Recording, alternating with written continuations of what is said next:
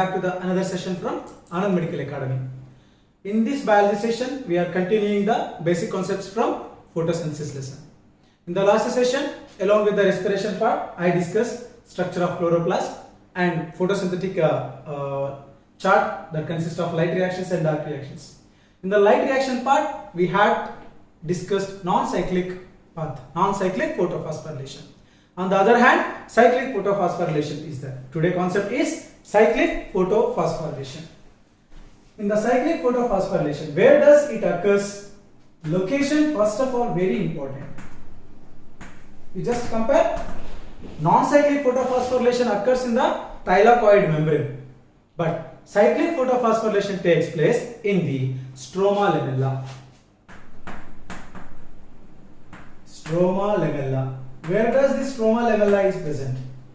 Suppose if it is stroma of the chloroplast, it is outer membrane of chloroplast and it is inner membrane of chloroplast, then this is stroma, right? Aqueous substance or aqueous matrix part of the chloroplast is called stroma. In the stroma, you know very well, thylakoids are arranged bundle, they are called grana. Thylakoids are also arranged alone, not like this, alone, singly. Then they are called stroma thylakoid. Then this arrangement is called grana thylakoid. That's the difference. Lamella may connect a thylakoid to thylakoid in the grana, or otherwise that lamella is also present like this. Whenever the lamella is alone, not connecting two thylakoids of two grana, or grana thylakoid or stroma thylakoid. Other than these two, this type of lamellas are called stroma lamella. Stroma lamella. In the stroma lamella, cyclic photophosphorylation takes place. So, in non-cyclic photophosphorylation, we have taken one thylakoid membrane like this. This is one thylakoid.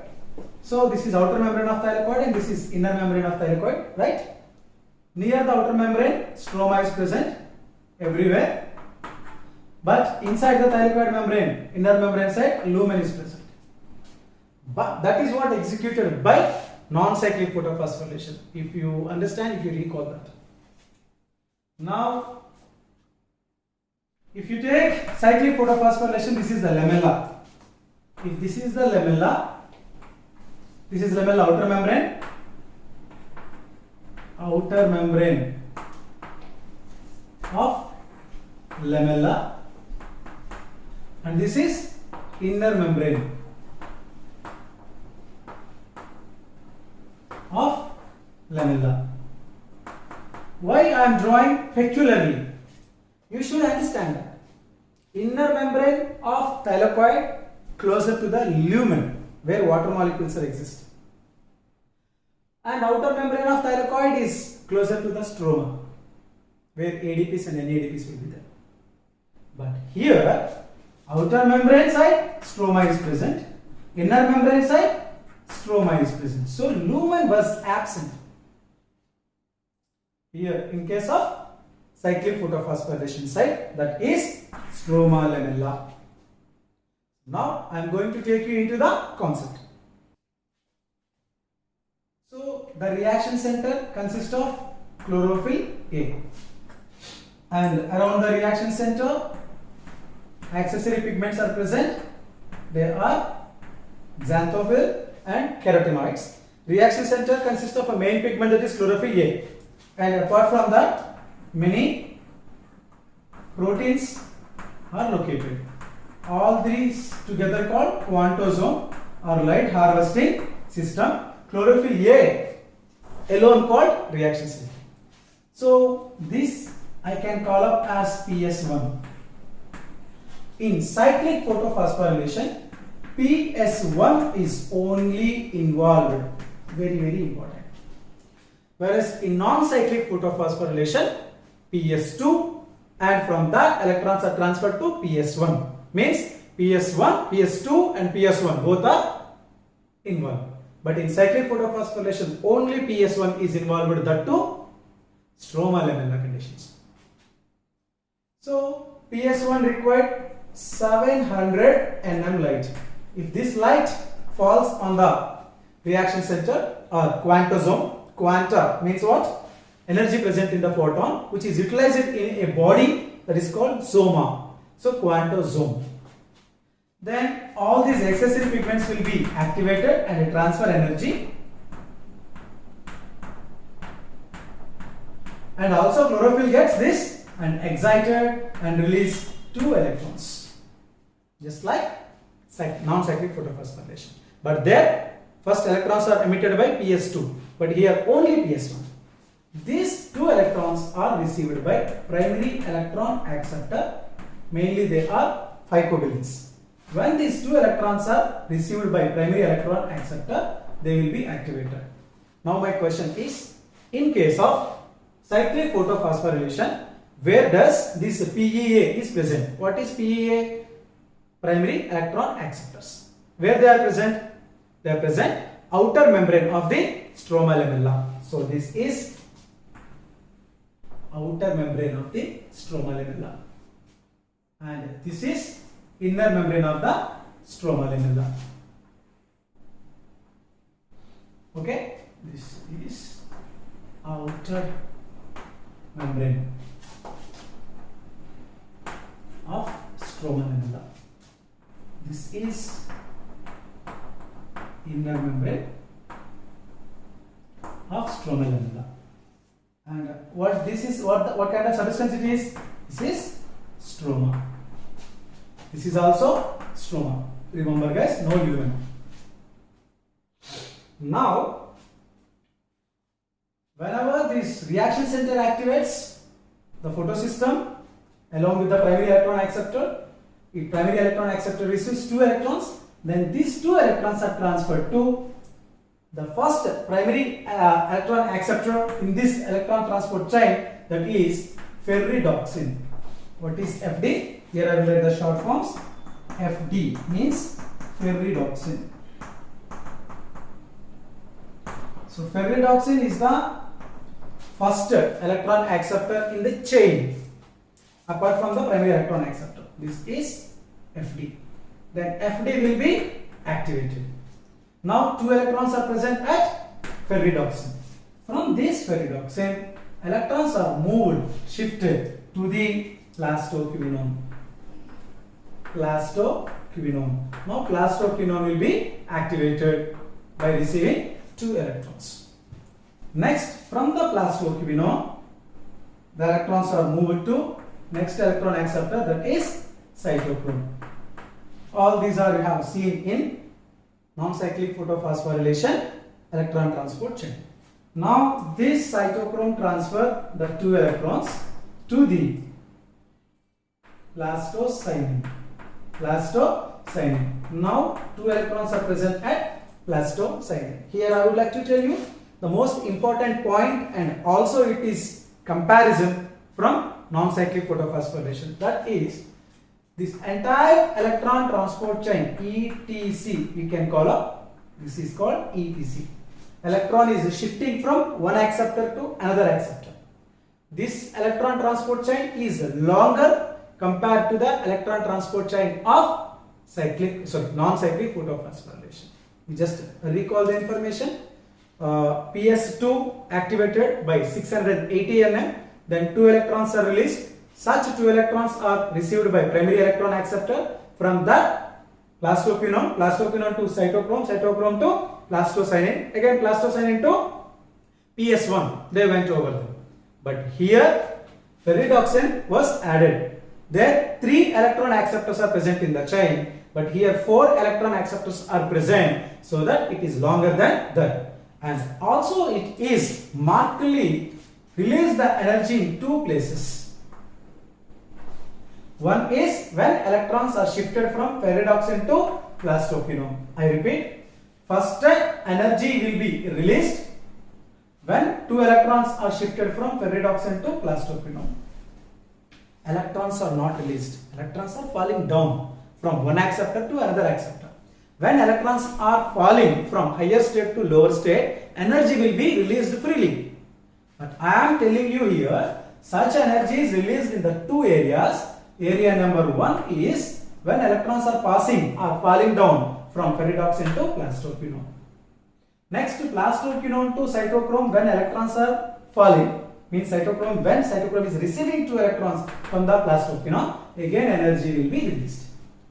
In the two places, two phosphorylations takes place, ADP plus PI and become ATP. Where does those reactions takes place? Actually in the stroma. But for understanding, I am writing over here. By utilizing the released energy, one ADP and one phosphate ion together combine and form ATP. And the same pattern here also, one ADP plus one phosphate ion together come and synthesize another ATP. So two ATPs are synthesized. As the chain is longer, two places energy can be released. So that released energy can be trapped by ADP and P and synthesized ATP. Remember, these two reactions are not occurred inside the lamella, occurred in the stroma. For our understanding, I am writing over here. Here ATPs only can be synthesized, not NADPH2s. NADH2s or NADPH2s. Why? NADH2s can be synthesized in only non-cyclic. But here reductase enzyme was absent. That's why NADH2s cannot be synthesized. However, it is a part of comparisons between non-cyclic and cyclic. In the conclusion of this concept, we will recall the differences. Now, let me continue the topic. So, the energy required for the cyclic photophosphorylation is only 700. Whereas, energy required for the non-cyclic is 680 as well as 700. Under the 700 nm light, reaction center or quantosome can be activated. Two electrons can be emitted. These two electrons are received by primary electron acceptor. The primary electron acceptor pumped the electrons, that are set of electrons, to the ferredoxin. It can be seen in only PS1 type of electron transport chain. This ferredoxin cannot be seen in PS2. PS2 electron transport chain is shorter than PS1. Now this ferredoxin pumps the two electrons to the plastoquinone. That time one ATP is synthesized. How these ATPs are synthesized is a very big concept. In the next lesson we will discuss that, the chemo hypothesis of ATP synthesis. We will learn separately, not. And as energy is releasing very next of the FD2 PQ, that happens between the PQ to CY cytochrome, another two electrons are fallen, where energy is released, that is trapped by ADP and PA, again synthesized another ATP. Totally two ATPs can be synthesized, but electrons are again passed to cytochromes to plastocyanine. From the plastocyanine, these two electrons are coming back to the PS1.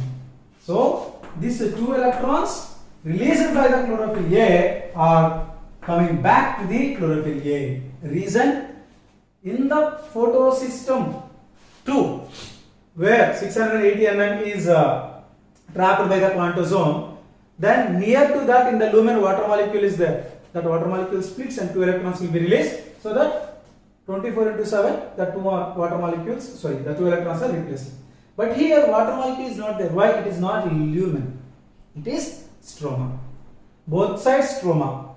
Remember, both sides stroma. But whereas in non-cyclic photophosphorylation, one side stroma, one side lumen. But here both sides stroma. As lumen is absent, there was no water molecules. When there is no water molecules, there is no photolysis of water. When there is no photolysis of water, there is no electrons, two electrons or two photons or half O2 will be released. When two electrons are not released, they cannot be replaced. When replacing sources are absent, the pumped electrons should come back. Then only this process can be continued. But there, jet scheme is going on. But here, it is cyclic. So, the electron released by chlorophyll A are coming back. But meanwhile, ATPs are synthesized, not any ATPH2s. The reason why electrons should come back, but in the PS1 near no water molecules, means no photolysis of water occurs. This is simply cyclic photophosphorylation. The reason why it is called cyclic photophosphorylation, and the electrons are coming back. So this is cyclic. Whereas in non-cyclic photophosphorylation, electrons cannot come back. Now let me compare very important things that happens between non-cyclic photophosphorylation and cyclic photophosphorylation. In the part of comparisons or differentiations between non-cyclic and cyclic, I just here with 10 aspects. So if you observe here, there are 10 features are there. Location first. The location of non-cyclic photophosphorylation is thylakoid membrane. Thylakoid membrane, isn't it? When we talk about the cyclic photophosphorylation, then that location changes, that is stroma lamella. Stroma lamella. Now, required light is 680 and 700, means photosystem 2 as well as photosystem 1, both are involved. Whereas the required light for the cyclic photophosphorylation is always 700, means only PS1 is involved. Clear? The first two distinguishes. Next, when we talk about the temperature, even in the low temperature, optimum temperature is required for the non-cyclic, but the cyclic in low temperature also it can be done. In low temperature conditions also cyclic photophosphorylations can be done. Next, carbon dioxide amount should be high over here. In high carbon dioxide conditions, non-cyclic photophosphorylation takes place, whereas in low carbon dioxide conditions, cyclic photophosphorylations can be go on. Cyclic photophosphorylations can be occurred. Now, oxygen conditions, here in the aerobic conditions means presence of oxygen, non-cyclic takes place. Absence of oxygen means anaerobic conditions. Anaerobic conditions, cyclic photophosphorylation can be encouraged. Now, ATPs, yes, ATPs can be produced.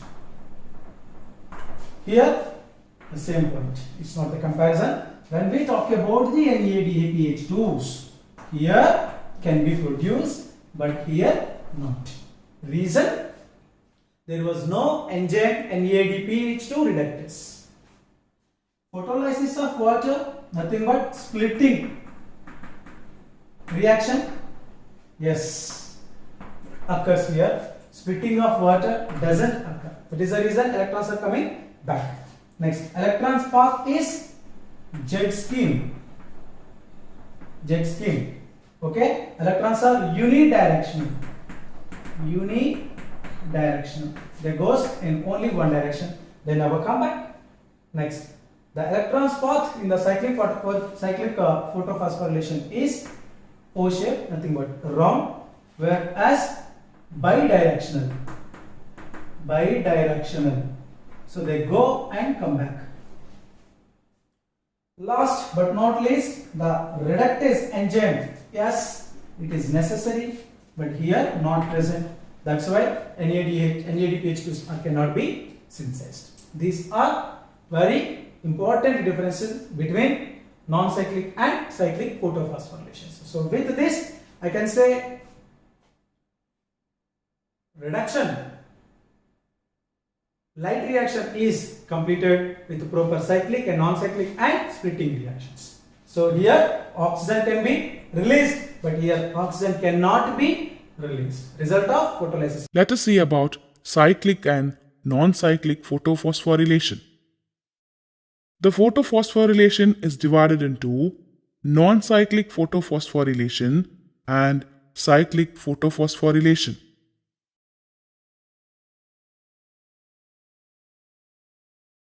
When the molecules in the PS1 are excited, the electrons are released.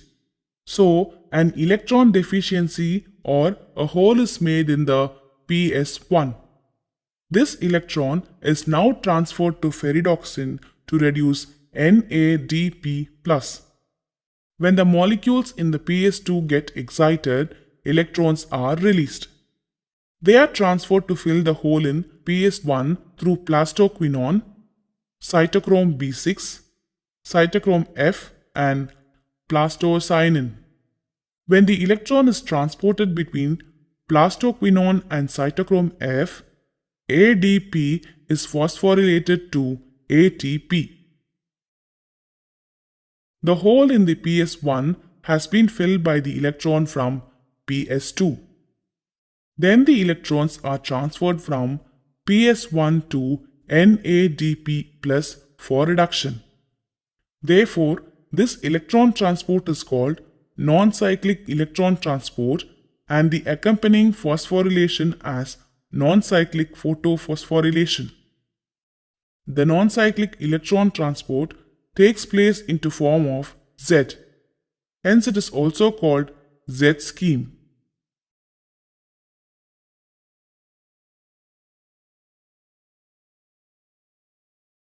When the molecule in the PS1 is excited, the electrons are released. The electrons are captured by ferredoxin through ferredoxin reducing substrate, that is FRS. Due to the non-availability of NADP+, electrons from ferredoxin fall back to the molecules of PS1 through the electron carriers, that is cytochrome B6, cytochrome F and plastocyanin. These electron carriers facilitate the downhill transport of electrons from FRS to PS1. During this transport of electrons, two phosphorylations take place, one between the ferredoxin and cytochrome B6 and the other between cytochrome B6 and cytochrome F. Thus, two ATP molecules are produced in this cycle. Let us know the differences between cyclic and non-cyclic photophosphorylation. Cyclic photophosphorylation is associated with PS1. In non-cyclic photophosphorylation, it is associated with both PS1 and PS2. Cyclic photophosphorylation, the electron expelled from the chlorophyll molecule is cycled back. In non-cyclic photophosphorylation, the electrons are not cycled back but compensated by the electrons from the photolysis of water. Cyclic photophosphorylation, the photolysis of water and evolution of oxygen do not take place. Photolysis of water and evolution of oxygen takes place in non-cyclic photophosphorylation. Cyclic photophosphorylation, photophosphorylation takes place at two places. In non-cyclic photophosphorylation, photophosphorylation takes place only at one place. Cyclic photophosphorylation, NADP+ is not reduced. NADP+ is reduced to NADPH2 in non-cyclic photophosphorylation. In the next class, I will be with you to discuss another important concept, that is ATP synthesis, nothing but proton pump or chemohypothesis concept. Until then, you just follow this and attend assignment. Thank you.